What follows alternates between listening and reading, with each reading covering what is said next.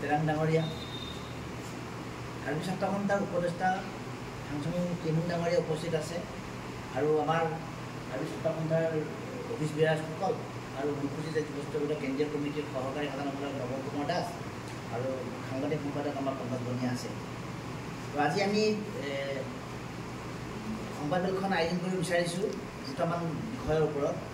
আৰু আপোনালোকৰ জৰিয়তে আমি অসমৰ ৰাইজক, ডিফু ৰাইজক, কাৰ্বি আংলঙৰ ৰাইজক আমি অৱগত কৰিব বিচাৰিছোঁ।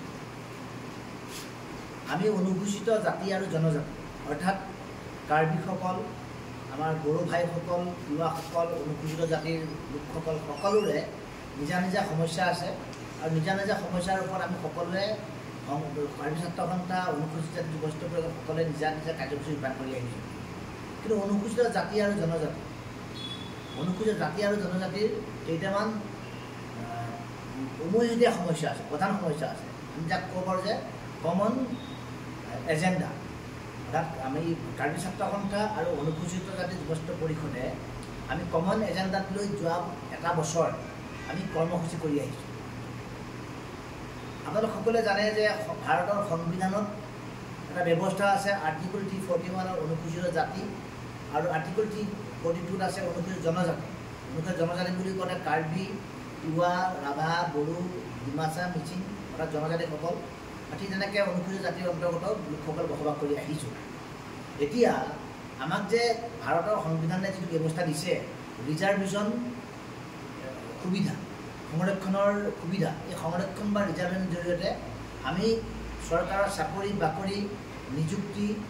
শিক্ষা দীক্ষা সকলোবিলাক বিষয়তে আমি সংৰক্ষণৰ জৰিয়তে আমি ছ'চিয়েল জাষ্টিছটো লাভ কৰি আহিছোঁ, আমি এম্পাৱাৰমেণ্ট হৈ আহিছোঁ। কিন্তু শেহতীয়াকৈ আমাৰ দেশৰ মহামান্য উচ্চতম ন্যায়ালয়ে অৰ্থাৎ ভাৰতৰ উচ্চতম ন্যায়ালয়ে সুপ্ৰিম কোৰ্টে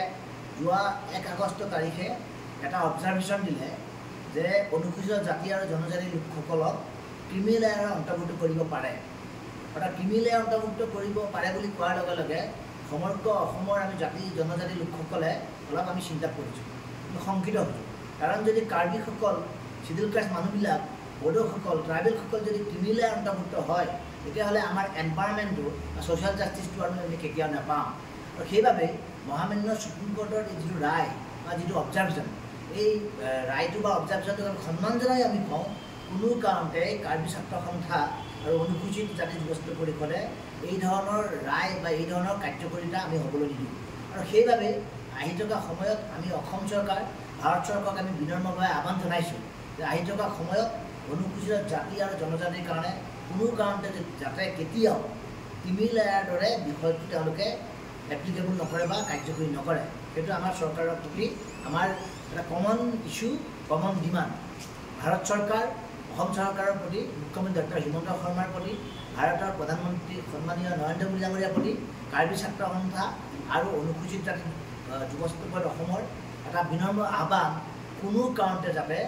চিডিউল কাষ্ট আৰু চিডিউল ট্ৰাইবছৰ ওপৰত ক্ৰিমি লেয়াৰৰ দৰে এটা বিষয় উত্থাপন নকৰে বা এইটো এপ্লিকেবল নকৰে। দ্বিতীয় কথাটো হ'ল, আপোনালোকে জানে সমগ্ৰ ৰাজ্যতে খিলঞ্জীয়া আৰু অখিলঞ্জীয়া লৈ পেলাই এটা বিতৰ্ক চলি আহিছে। আৰু অসমীয়া জাতি থকালৈকে, অসম উপত্যকাত থকালৈকে সদায় অসমত অসমৰ খিলঞ্জীয়াৰ প্ৰভুত্ব থাকিব, অসমৰ খিলঞ্জীয়াৰ প্ৰাসংগিকতা থাকিব আৰু অসমত অসমীয়া খিলঞ্জীয়া মানুহৰে সদায় ৰাজত্ব চলিব, এইটো চিৰন্তন সত্য। কিন্তু আমি এটা কথা লক্ষ্য কৰিছোঁ, যেনেকৈ আজি ধৰক উজনি অসমত এতিয়া মুকলিকসকলে খিলঞ্জীয়াসকলে যেন সংঘাত হৈছে, সন্দেহযুক্ত নাগৰিকসকল উজনি অসমৰ পৰা এতিয়া যাবলৈ লাহে লাহে আৰম্ভ কৰিছে। বা আজি কামৰূপ জিলাৰ সোণাপুৰতো আজি আপুনি দেখিছে বহিৰাগত মানুহৰ হাতত থকা আমাৰ জনজাতি বেল ব্লকবিলাক এতিয়া আপোনাৰ বেদখলমুক্ত কৰিছে, উচ্ছেদ কৰিছে, চৰকাৰে কঠোৰ পদক্ষেপ গ্ৰহণ কৰিছে। ইয়াৰ বাবে অসম চৰকাৰৰ মুখ্যমন্ত্ৰী ডক্টৰ হিমন্ত বিশ্ব শৰ্মা ডাঙৰীয়া আৰু বিজেপি চৰকাৰক আমি ধন্যবাদ জনাইছোঁ। কাৰণ এই যে বাহিৰৰ পৰা অহা সন্দেহযুক্ত নাগৰিকসকল, বহিৰাজ্যৰ পৰা অহা আপোনাৰ সন্দেহযুক্ত যিসকল ব্যক্তি বা বহিৰাগত অনা অসমীয়া, এওঁলোকে অসমৰ অনুসূচিত জনজাতি, অনুসূচিত জাতিৰ যিবোৰ মুকলি ঠাই, মুকলি চৰণীয়া পথাৰ, আমাৰ গৰু গাই পোহপাল দিয়া পথাৰ, এইসমূহ সকলো দখল কৰিছে আৰু অনুসূচিত জাতি আৰু জনজাতি থাকিব নোৱাৰা অৱস্থা কৰিছে। গতিকে চৰকাৰে যিহেতুকে এই খণ্ডাযুক্ত নাগৰিকসকল বহিৰাগত বনীয়াসকল উচ্ছেদ কৰিছে, এই কথাটোক লৈ পেলাই আমি দুয়োটা সংগঠনে আজি ডিফুৰ পৰা অসম চৰকাৰৰ মুখ্যমন্ত্ৰী হিমন্ত বিশ্ব শৰ্মা ডাঙৰীয়াক আমি ধন্যবাদ জ্ঞাপন কৰিছোঁ। তাৰ লগে লগে আমি এই কথাটো ক'ব বিচাৰিছোঁ যে সমগ্ৰ কাৰ্বি আংলং জিলাত BGR লৈ যিটো এতিয়া বৰ্তমান সামগ্ৰিক সমস্যা হৈছে, অৰ্থাৎ কাৰ্বি আংলং স্বায়ত্ত শাসিত পৰিষদৰ সন্মানীয় মুখ্য কাৰ্যবাহী বিষয়া বা সদস্য দিলিৰাম ৰমহাং ডাঙৰীয়াৰ নেতৃত্বত সকলোবোৰ কাৰ্বি আংলঙৰ দল সংগঠন, সকলো সচেতন ব্যক্তি, সমগ্ৰ কাৰ্বি ৰাইজে বিচাৰিছে আমাৰ কাৰ্বি আংলঙৰ যিবোৰ চৰণীয়া পথাৰ, চৰণীয়া ঠাই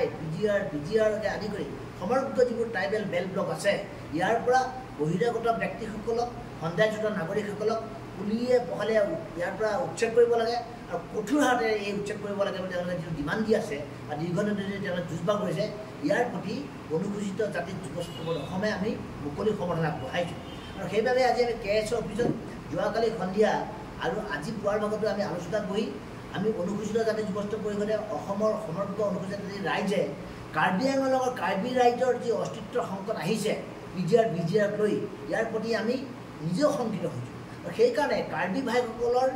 ইয়াতে প্ৰভুত্ব জীয়াই ৰাখিবলৈ, অস্তিত্ব মৰ্যাদা জীয়াই ৰাখিবৰ বাবে দিলিৰাম ৰমহাং ডাঙৰীয়াৰ নেতৃত্বত যি যুঁজ আৰম্ভ হৈছে, ইয়াৰ প্ৰতি পূৰ্ণ সমৰ্থন আগবঢ়াইছোঁ, শুভেচ্ছা জ্ঞাপন কৰিছোঁ। আৰু অসম চৰকাৰক আমি আহ্বান জনাইছোঁ কাৰ্বি আংলঙৰ কাৰ্বি ৰাইজে বিচৰাৰ ধৰণে, কাৰ্বি আংলঙৰ KSকে ধৰি সকলোবোৰ সংগঠনে বিচৰাৰ দৰে কাৰ্বি আংলং স্বায়ত্ত পৰিষদৰ মুখ্য কাৰ্যবাহী সদস্য দিলিৰাম ৰমহাং ডাঙৰীয়াই বিচৰাৰ দৰে অতি শীঘ্ৰে ইয়াৰ BGR চৰণীয়া পথাৰ, গ্ৰিজিং লেণ্ড সকলোবোৰ উচ্ছেদ কৰিব লাগে, সকলোবোৰ বেদখলমুক্ত কৰিব লাগে আৰু কাৰ্বি ৰাইজক ইয়াত অস্তিত্ব সহকাৰে জীয়াই থকাৰ সুবিধা দিব লাগে। এইকেইটা